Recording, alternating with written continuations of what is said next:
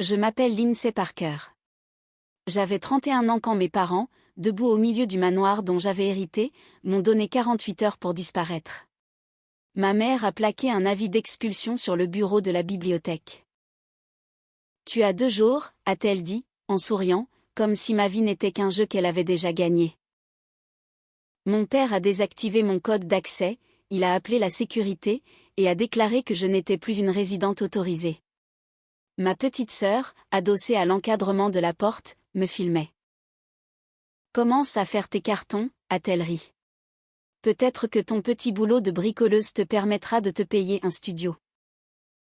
Ils avaient déjà jeté mes outils d'ingénierie sous la pluie, annulé l'assurance de mon camion, et raconté à nos proches que j'étais devenue instable après avoir perdu mon emploi.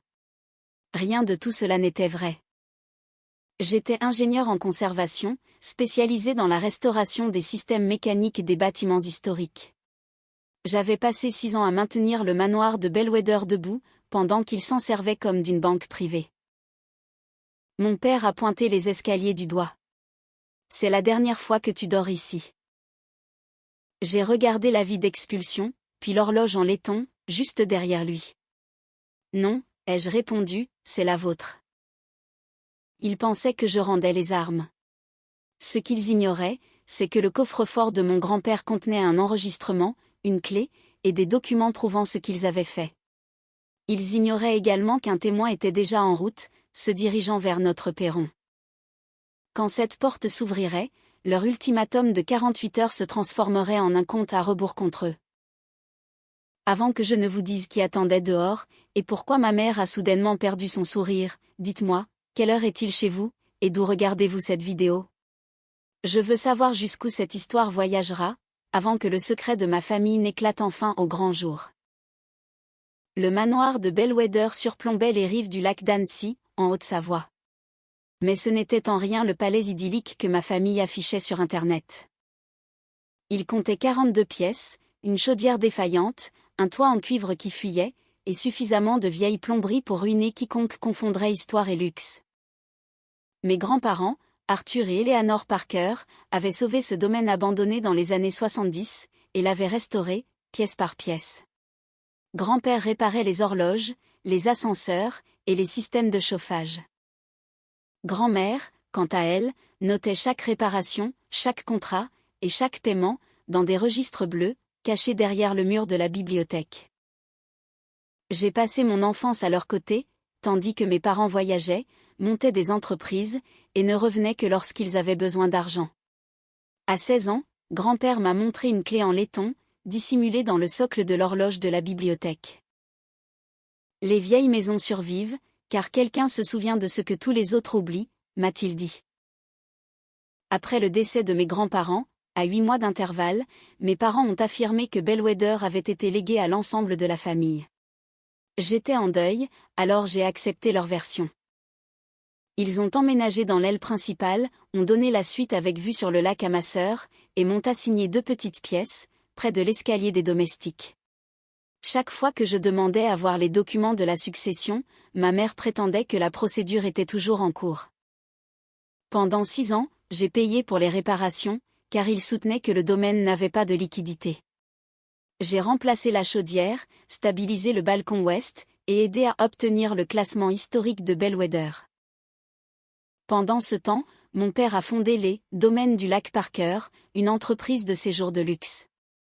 Ma mère organisait des dîners de charité sous les lustres que j'avais moi-même recablés. Chloé, de son côté, utilisait le manoir comme toile de fond pour sa marque de style de vie, et pour préparer son mariage. 3 mois avant l'expulsion, j'ai surpris des entrepreneurs en train de mesurer la pelouse nord. Mon père a prétendu qu'il s'agissait d'une étude de drainage, mais un ouvrier m'a accidentellement tendu une brochure pour le Parker Heritage Resort, un complexe thermal, avec 20 villas privées, construit tout autour de Bellwether. Quand j'ai confronté ma famille, ils ont tout nié. Peu de temps après, des lettres bancaires recommandées ont commencé à arriver, mais ma mère les interceptait systématiquement. Mon accès au compte de la maison a disparu, et Chloé a commencé à raconter à nos proches que j'étais obsédée par le contrôle du domaine. Le soir où ils m'ont remis l'avis, j'ai rentré mes outils mouillés, et je suis allée directement à la bibliothèque. J'ai remonté l'horloge en laiton, j'ai attendu le 4e carillon, et j'ai appuyé sur la clé cachée, celle que grand-père m'avait montrée 15 ans plus tôt. Un panneau étroit s'est ouvert derrière le pendule. À l'intérieur, il y avait 3 registres bleus, un dictaphone numérique, une enveloppe scellée, et une clé portant la mention B17. Sur l'enveloppe, on pouvait lire l'écriture de grand-père, pour l'INSEE. À n'ouvrir que si quelqu'un essaie de te chasser de Bellwether. Elle contenait des instructions me dirigeant vers le coffre d'une banque privée, et me prévenait de ne confronter personne, avant d'avoir contacté Noah Mercer. Noah avait grandi dans la maison du gardien. Son père gérait Bellwether, et Noah était devenu, par la suite, le superviseur des espaces verts. 14 ans plus tôt, mes parents l'avaient accusé d'avoir volé de l'argenterie ancienne, et avaient forcé sa famille à partir. Je les avais crus, jusqu'à ce que je découvre les pièces prétendument volées, rangées dans un placard du dressing de ma mère. J'ai appelé le numéro noté par mon grand-père. Noah a répondu immédiatement. Ont-ils enfin essayé de te jeter dehors, a-t-il demandé. Cette question m'a glacé le sang.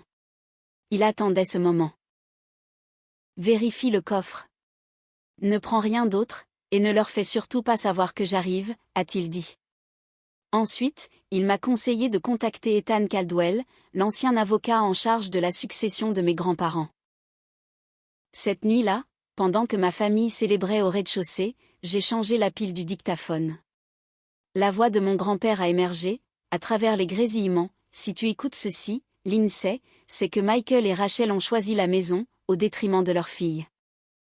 Il a fait une pause, avant d'ajouter, ce qu'ils appellent un héritage n'est, en réalité, qu'une pièce à conviction. Ethan Caldwell a refusé de me rencontrer dans un café, ou dans un bureau. Il m'a demandé de conduire jusqu'à un dépôt ferroviaire abandonné, à 30 km de Bellwether, là où personne lié à ma famille ne pourrait nous voir. Il avait 63 ans, et avait servi en tant qu'avocat de mes grands-parents, avant de prendre soudainement sa retraite, après leur décès. Mes parents affirmaient qu'il avait mal géré la succession. Ethan, lui, m'a révélé qu'il l'avait renvoyé, car il avait refusé de valider un transfert de propriété suspect. J'ai posé les registres et le dictaphone sur un établi. Il a ouvert le premier registre, a vérifié plusieurs entrées, puis m'a finalement regardé. Tes grands-parents n'ont pas laissé Bellwether à la famille, a-t-il dit. Ils te l'ont laissé à toi. Il m'a expliqué qu'ils avaient créé un fonds de préservation, me nommant unique bénéficiaire résidentiel, et future administratrice. Mes parents avaient reçu des droits d'occupation conditionnels, mais il leur était formellement interdit d'hypothéquer le domaine, de vendre les terres protégées, ou de l'utiliser à des fins commerciales. L'acte de propriété original était stocké dans le coffre B17. Une copie certifiée avait été déposée via un accord de préservation privée, ce qui expliquait pourquoi une simple recherche au cadastre ne révélait pas toute la vérité. J'ai demandé comment mes parents pouvaient m'expulser légalement. Ils ne le peuvent pas, a répondu Ethan. Mais cet avis d'expulsion n'est pas le plus dangereux dans cette histoire. Il m'a montré une déclaration de financement de la banque North Star Capital. 16 mois plus tôt, l'entreprise, Domaine du Lac Parker, avait emprunté 4,8 millions d'euros pour le projet de complexe hôtelier, en utilisant Bellwether, ainsi que 25 hectares de berges protégées, comme garantie. Mon père s'était présenté comme le propriétaire majoritaire, et ma mère avait signé en tant qu'administratrice, alors qu'aucun des deux n'en avait le pouvoir. Lorsque North Star a émis des doutes sur le titre de propriété, quelqu'un a soumis un amendement, prétendument signé par ma grand-mère, 3 semaines après sa mort. Ce document me retirait mon statut de bénéficiaire, et transférait le contrôle total à mes parents. Ethan était convaincu que la signature était falsifiée, mais une simple analyse graphologique ne suffirait pas à prouver qui en était l'auteur. C'était précisément pour cela que grand-père avait conservé les registres. Le premier documentait les instructions du fonds, ainsi que les coûts d'entretien. Un autre listait les prêts non autorisés, contractés par mes parents. Le troisième, enfin, recensait les menaces, les documents disparus, et la perte du sceau notarial de grand-père. Une dernière entrée désignait Noah comme le témoin oculaire, celui qui avait vu mon père retirer des papiers du bureau du domaine. Mes parents avaient accusé Noah de vol avant qu'il ne puisse témoigner, ils avaient menacé sa famille de poursuites judiciaires, et les avaient chassés de la région. Ethan m'a demandé s'il savait que j'avais le dictaphone. J'ai répondu qu'il me croyait en train de faire mes cartons. Il m'a conseillé de les laisser y croire. Il nous fallait l'acte original, les registres d'accès au coffre, et le témoignage de Noah, avant de confronter qui que ce soit. Ensuite, il m'a montré pourquoi ils avaient choisi ce délai exact de 48 heures. Une évaluation immobilière privée était programmée pour vendredi matin, pile au moment où mon délai d'expulsion expirait. Ce rapport était la toute dernière condition à remplir, avant que Northstar ne débloque 2 millions d'euros supplémentaires. Ma famille avait besoin que je sois partie, pour pouvoir présenter Bellwether comme un actif commercial incontesté. Ethan prévoyait de demander une protection d'urgence pour le fonds, pendant que je ferais semblant d'avoir l'intention de partir. Avant que je ne reprenne le volant, il m'a révélé que ma mère l'avait contacté, 2 jours plus tôt. Elle lui avait offert 75 000 euros pour qu'il rédige une déclaration affirmant que mon grand-père avait révoqué le fonds. La trahison n'était plus seulement personnelle. Me jeter à la rue était cruel, mais corrompre l'avocat qui protégeait les dernières volontés de mes grands-parents, c'était de la corruption délibérée. Ethan a ajouté que le lieu de mariage de Chloé, ses contrats de sponsoring, et sa nouvelle maison, étaient tous financés par l'entreprise de mon père. Si le prêt pour Bellwether s'effondrait, tout ce qui y était rattaché s'effondrerait avec lui. Pendant des années, Chloé s'était moquée de moi, parce que je réparais des chaudières, pendant qu'elle se bâtissait une vie glamour sur Internet. Désormais, je savais que son succès n'était pas financé par son talent. Il était financé par mon héritage volé. Je suis rentrée à Bellwether à 2 heures du matin, et j'ai commencé à remplir des cartons vides. Au petit déjeuner, je les avais empilés le long du couloir à l'étage, bien en vue, pour que ma famille puisse les voir. Ma mère est entrée dans ma chambre sans frapper, elle a regardé les cartons, et a souri. « Je suis heureuse de voir que tu te montres enfin raisonnable, a-t-elle dit. Elle s'appelait Rachel Whitmore Parker, et le mot « raisonnable », dans sa bouche, avait toujours été synonyme de soumission. Elle s'était forgé une réputation de consultante en événements caritatifs, se présentant au monde comme une femme qui préservait l'histoire, et soutenait les familles locales. En réalité, elle considérait chaque relation humaine comme une transaction. Mon père, Michael Parker, était beaucoup plus direct. Il estimait que l'autorité revenait à celui qui parlait avec le plus d'assurance. Ma sœur, Chloé Parker Bennett, avait hérité de ces 2 traits de caractère, et les avait perfectionnés pour les réseaux sociaux. Rachel a déposé une annonce de location sur mon bureau. C'est dans ton budget. Ton père a même proposé de couvrir la caution, à condition que tu signes une décharge, confirmant que tu renonces à tout droit sur Bellwether. Tout était là. Ce n'était pas un acte de gentillesse, mais une renonciation légale.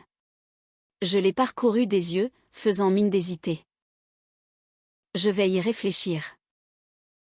Tu as jusqu'à demain après-midi. Dès qu'elle a quitté la pièce, j'ai photographié chaque page, et je les ai envoyées à Ethan. La décharge stipulait que je n'avais occupé Bellwether qu'en tant qu'invité, et reconnaissait mes parents comme les propriétaires exclusifs. Si je l'avais signé, ils s'en seraient servis pour consolider leurs faux amendements. Le reste de la journée, j'ai joué le rôle de la fille soumise qu'ils attendaient. J'ai porté des cartons vers mon camion. Je me suis excusée de compliquer les choses. J'ai même dit à Chloé qu'elle pouvait garder le miroir en laiton du Olay. Ses soupçons se sont envolés instantanément. Elle m'a suivi jusque dans la salle de bal, et m'a exposé ses grands projets pour le manoir. Le jardin nord deviendra un pavillon en verre chauffé. La bibliothèque sera transformée en bar à cocktails. Les anciennes écuries seront démolies, pour faire un parking pour les invités. Tu n'as jamais compris le potentiel de cet endroit, a-t-elle affirmé. Tu es émotionnellement attaché à des tuyaux cassés et à de vieux meubles. Papa, lui, voit le potentiel. Et que se passera-t-il si la commission des monuments historiques s'y oppose, ai-je demandé. Chloé m'a lancé un regard suffisant. Maman a le bras long. Je l'ai questionnée sur son mariage. Elle a admis que plusieurs prestataires n'avaient pas encore été payés, car l'entreprise attendait un dernier déblocage de fonds. Le mariage était prévu à Bellwether, dans 6 semaines, et faisait l'objet d'une promotion via un partenariat de luxe dans le domaine nuptial. Près de 200 invités, dont des donateurs locaux et des journalistes, avaient été conviés. Cela expliquait pourquoi ma famille avait un besoin si urgent de prendre le contrôle de la propriété. Si Northstar gelait le prêt, l'image publique de Chloé s'effondrerait avant même son mariage. Pendant qu'elle parlait, mon téléphone, caché dans ma veste, enregistrait le moindre de ses mots. Cet après-midi-là, un camion est arrivé pour emporter des meubles de l'aile ouest. Mon père a prétendu que ces pièces partaient au garde-meubles. J'ai reconnu 2 cabinets du XVIIIe siècle, des antiquités strictement protégées par l'accord de préservation. Les documents du chauffeur indiquaient, comme destination, une maison de vente aux enchères privée à Paris. Mes parents vendaient les biens du fonds, avant même que leur prêt ne soit finalisé. Je me suis planté devant le camion. Michael est sorti en trombe. Pousse-toi. Ces meubles appartiennent à la maison. Ils m'appartiennent. Montre-moi l'acte de vente. Son visage s'est durci. Pendant une fraction de seconde, j'ai cru qu'il allait me frapper. Au lieu de cela, il m'a attrapé par le bras, et m'a tiré sur le côté, pendant que les déménageurs chargeaient les meubles. Tu as confondu notre patience avec de la faiblesse, a-t-il craché. Tu as vécu ici uniquement parce que nous l'avons permis. Ne nous oblige pas à mêler la police à ça. La caméra de sécurité, située au-dessus des anciennes écuries, a tout filmé. Ce que Michael ignorait, c'est que j'avais personnellement installé ce système, lors des restaurations. La vidéo était sauvegardée sur un compte auquel il n'avait aucun accès. J'ai laissé le camion partir. Ethan m'avait conseillé de ne pas bloquer la vente. Les documents de la vente aux enchères fourniraient une preuve irréfutable que mon père liquidait les actifs protégés du fonds. Ce soir-là, Noah m'a appelé. Il n'était plus qu'à 1 heure de route. Il m'a enfin révélé pourquoi mes grands-parents lui faisaient tant confiance. La nuit où mon père a volé le sceau notarial, Noah l'a vu pénétrer dans le bureau du domaine avec Rachel. Plus tard, il a retrouvé des brouillons jetés à la poubelle, sur lesquels figuraient des imitations de la signature de ma grand-mère.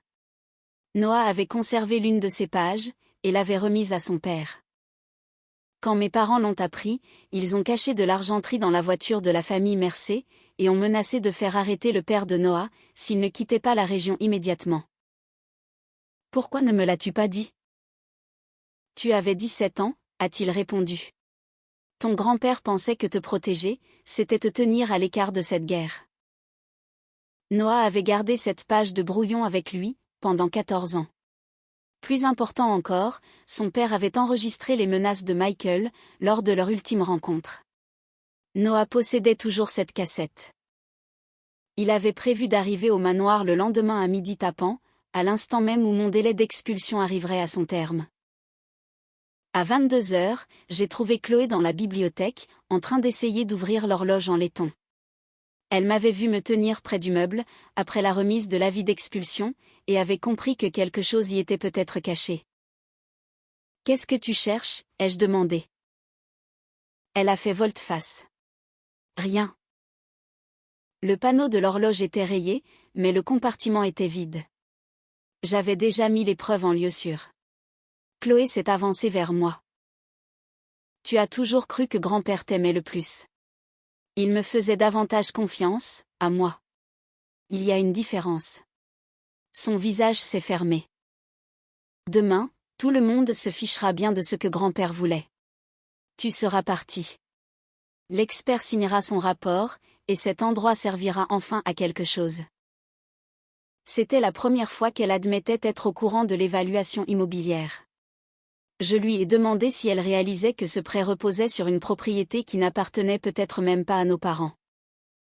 Elle a éclaté de rire. Papa a des documents. Les documents, ça peut mentir. Les filles aigries aussi. Elle a tourné les talons sans se rendre compte qu'elle venait de confirmer le complot, le tout enregistré par mon téléphone. À minuit, Ethan m'a envoyé un message, la banque avait localisé le coffre B17. L'accès exigerait ma pièce d'identité, et la fameuse clé en laiton. Nous avons programmé l'ouverture pour 7 heures, le lendemain matin.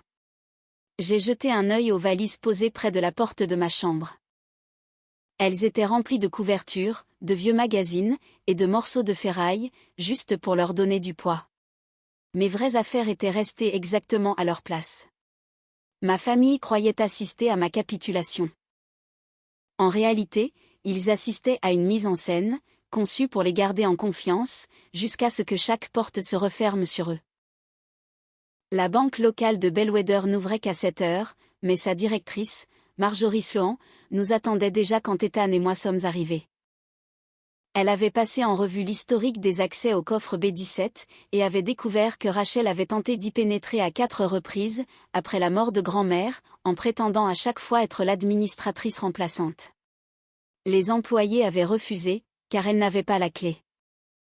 6 mois plus tôt, quelqu'un avait soumis une demande pour percer le coffre, au motif que la clé aurait été perdue.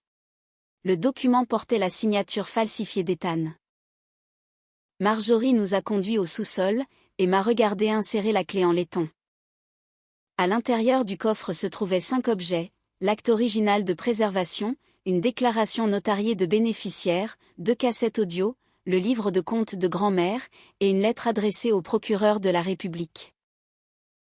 L'acte me désignait comme l'unique bénéficiaire de Bellwether. Mes parents n'avaient le droit d'occuper l'aile et que jusqu'à mes 31 ans, passé cet âge, ils devaient obtenir mon autorisation écrite pour y rester. J'avais fêté mes 31 ans 3 semaines plus tôt. Leur droit de résider à Bellwether avait déjà expiré. L'avis d'expulsion n'était pas seulement invalide, ils tentaient de chasser la propriétaire légale, d'une maison qu'ils n'avaient même plus la permission d'occuper. La déclaration de bénéficiaire comportait des photographies, des empreintes digitales, et un sceau notarial codé. Ethan l'a comparé avec le faux amendement, et a immédiatement repéré l'anomalie. L'amendement utilisait le sceau volé de grand-père, mais ce dernier l'avait annulé, et avait enregistré un sceau de remplacement, juste avant sa mort. Celui qui avait falsifié le document l'ignorait totalement. Le livre de compte de grand-mère était encore plus accablant. Il répertoriait cette retrait non autorisée, pour un total de 640 000 €. Cet argent avait été transféré vers des sociétés contrôlées par mon père. Un premier virement avait financé l'apport pour la maison de Chloé. Un autre avait servi au lancement des domaines du lac Parker. Un troisième avait réglé les frais d'avocat liés aux fausses accusations contre la famille de Noah. Plusieurs chèques avaient été signés après l'accident vasculaire cérébral de grand-mère, à une époque où elle ne pouvait même plus tenir un stylo. Marjorie a contacté le service des fraudes de la banque, pendant qu'Ethan ouvrait la lettre de grand-père, destinée au procureur. Grand-père y avait détaillé ses soupçons, mais avait retardé le dépôt de plainte, espérant que son fils finirait par avouer, et par rembourser la succession.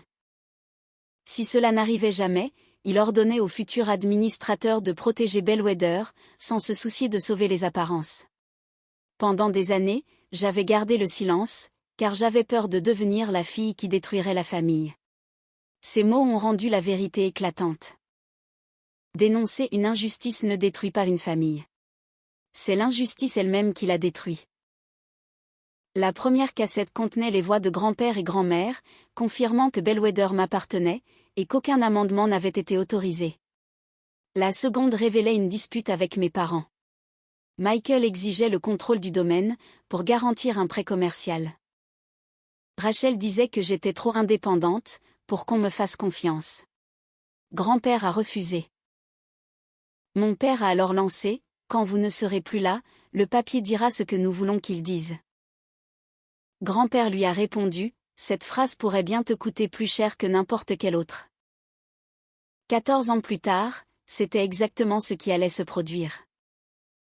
À 9h30, Northstar a gelé tous les paiements en attente liés au domaine du lac Parker et a transmis le faux amendement aux enquêteurs. La brigade financière a réquisitionné les relevés bancaires et a programmé une audition immédiate avec Noah. Ethan a déposé une demande de protection d'urgence pour le fonds. Et puisque les antiquités protégées avaient déjà été envoyées aux enchères, le juge a ordonné le gel de plusieurs actifs de l'entreprise. À 11 heures, Chloé a appelé avec insistance. Quand j'ai enfin décroché, elle m'a annoncé que le fleuriste avait bloqué le compte du mariage. L'entreprise ne pouvait plus payer les salaires, et sa wedding planning venait de perdre la compte pour la salle.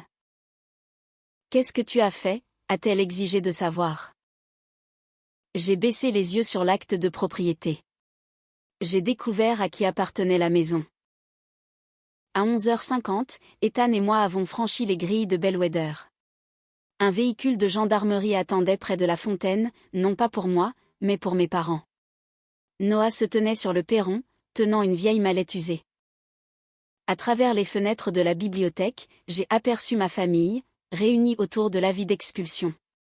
Chloé pleurait. Mon père faisait les 100 pas, et ma mère faisait toujours semblant de maîtriser la situation. L'horloge a sonné midi. Mes 48 heures étaient écoulées. Les leurs venaient tout juste de commencer.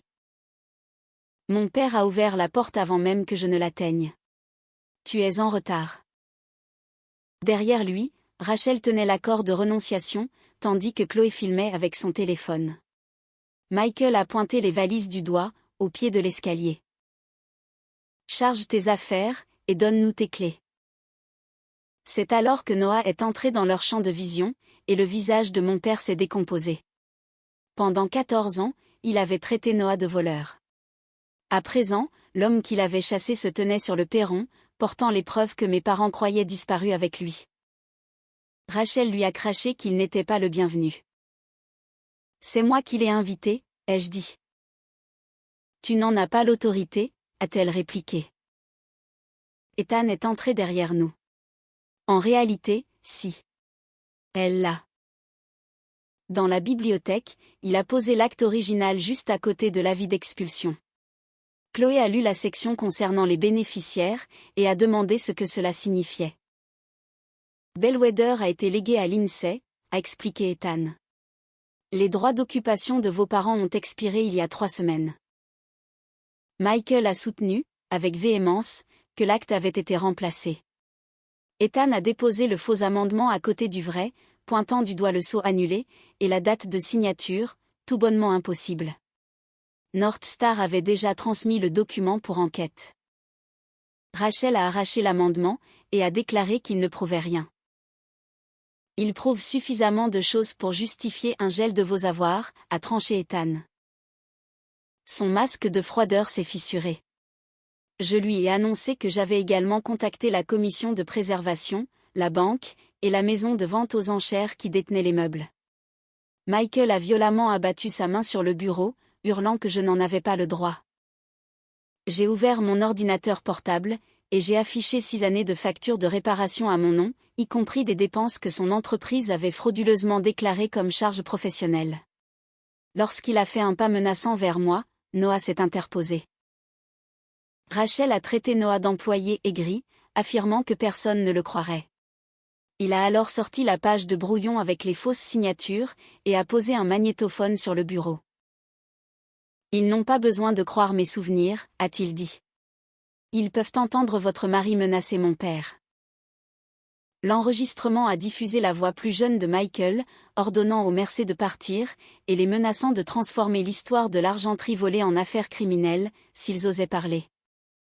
Ensuite, la voix de Rachel a résonné, Bellwether sera bientôt à nous, et nous avons fini de laisser les domestiques s'en mêler.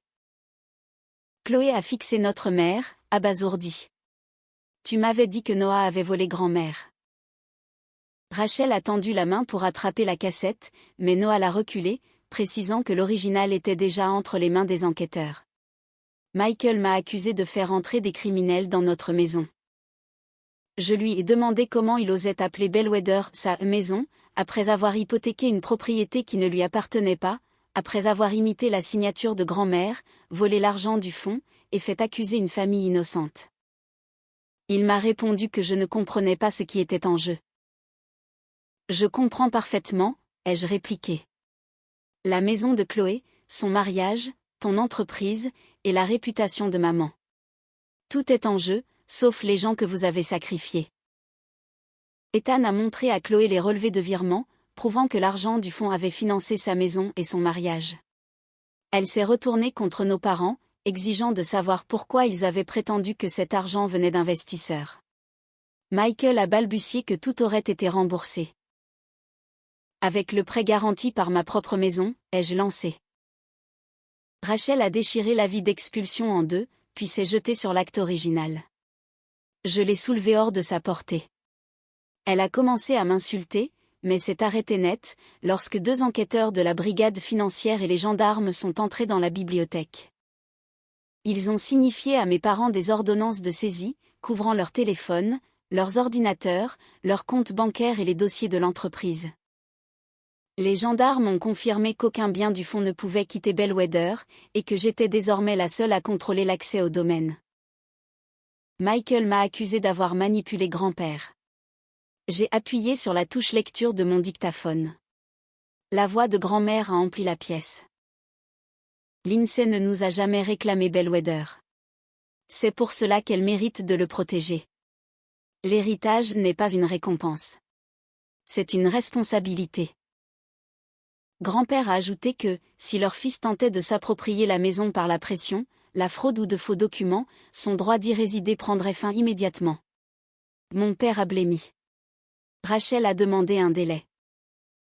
Ethan lui a répondu, vous avez donné 48 heures à Lindsay. Le tribunal vous en accorde 24. Chloé sanglotait, répétant que son mariage devait avoir lieu ici. Je me suis souvenu de son rire, pendant que mes outils prenaient la pluie. Commence à faire tes cartons, lui ai-je dit. Michael s'est approché de moi et a sifflé, c'est la dernière fois que tu dors ici. J'ai souri. Non, c'est la vôtre. C'est seulement à cet instant qu'il a compris. Cette nuit-là serait sa toute dernière au manoir de Bellwether. Mes parents ne sont pas partis discrètement. Pendant les 24 heures suivantes, Rachel a appelé des proches, des membres de conseils d'administration, et des journalistes locaux. Elle a prétendu que j'avais abusé de mes grands-parents, comploté avec un ancien employé en disgrâce, et forcé un couple de personnes âgées à quitter leur foyer. Michael, de son côté, a ordonné à ses employés de déménager les ordinateurs du bureau du domaine, violant ainsi l'ordonnance de saisie. Un employé l'a même enregistré, alors qu'il lui offrait de l'argent en liquide pour détruire d'anciens fichiers comptables.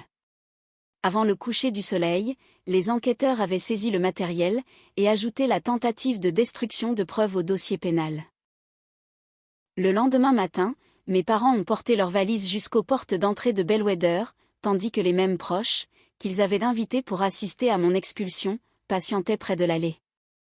Rachel les avait convoqués, espérant que la pression publique me ferait reculer. Au lieu de cela, ils ont regardé les forces de l'ordre superviser son départ.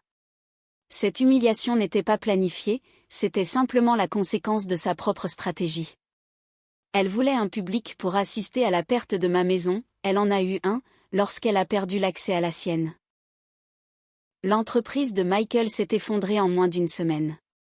Northstar a annulé le financement, et a poursuivi les « domaines du lac Parker » pour déclaration frauduleuse.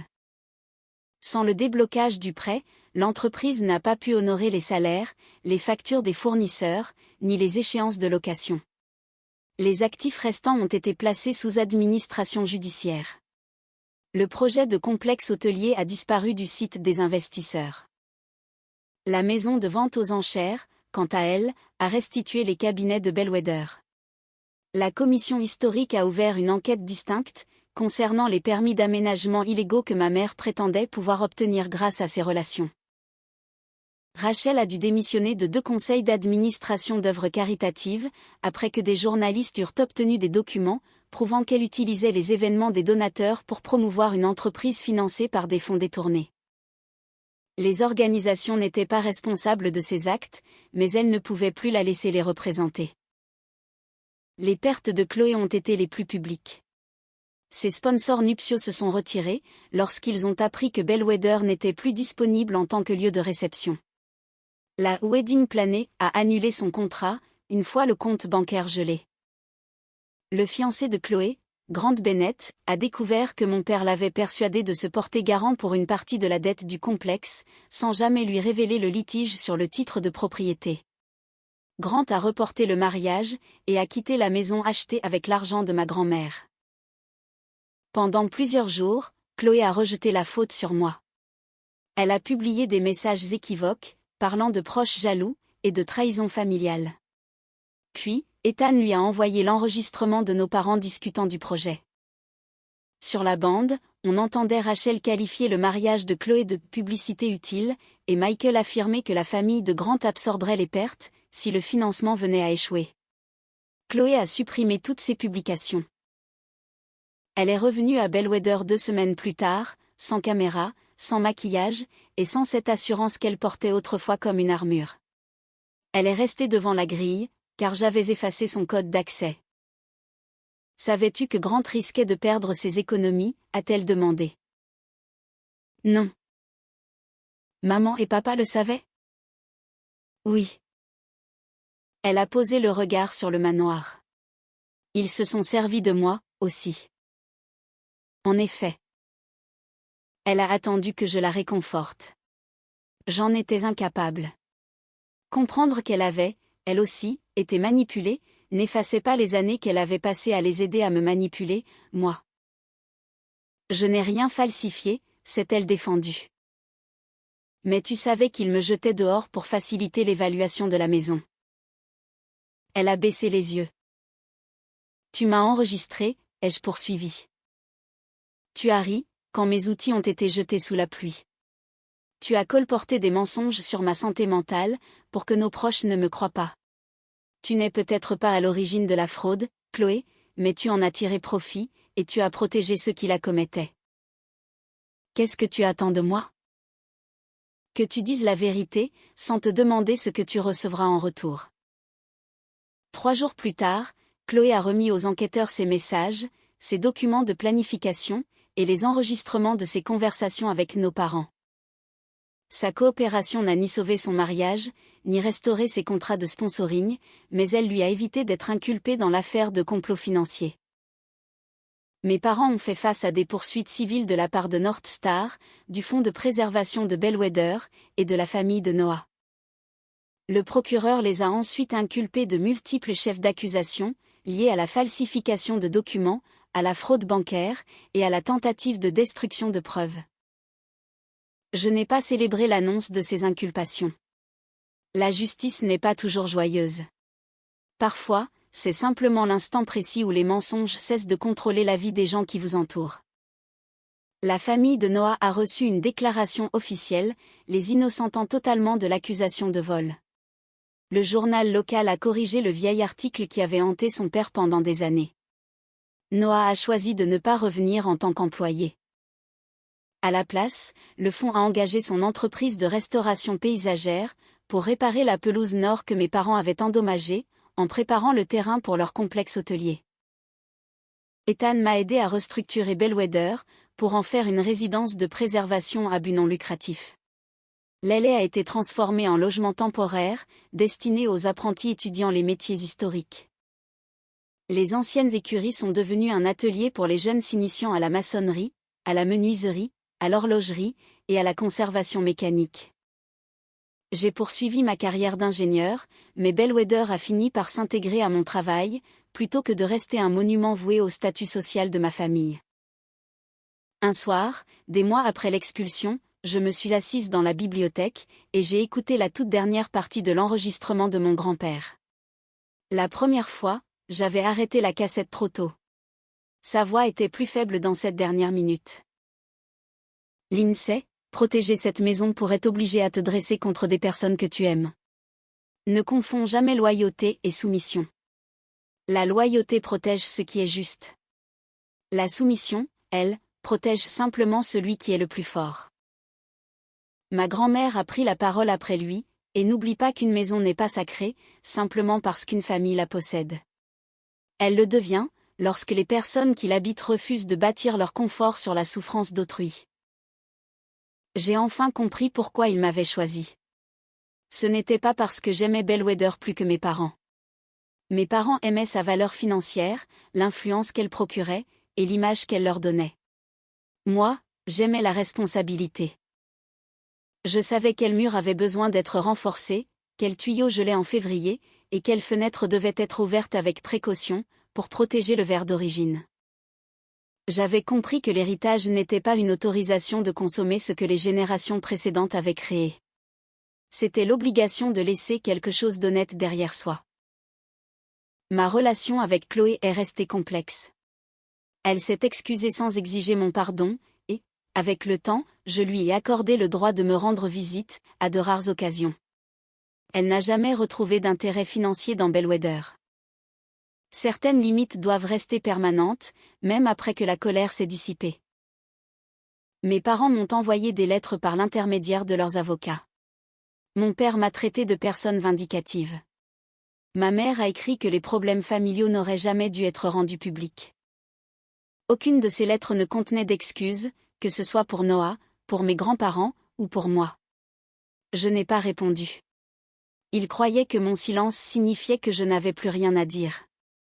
En réalité, le silence était la toute première chose qu'ils ne pouvaient plus contrôler. Le jour où ils m'ont donné 48 heures pour partir, ils pensaient que les liens du sang leur donnaient droit à mon obéissance. Ils croyaient que l'audace pouvait remplacer la propriété légitime, et que des papiers falsifiés pouvaient effacer les dernières volontés d'une femme décédée. Par-dessus tout, ils étaient persuadés que je protégerais la réputation de la famille, pendant qu'ils détruisaient mon propre avenir. Ils avaient tort.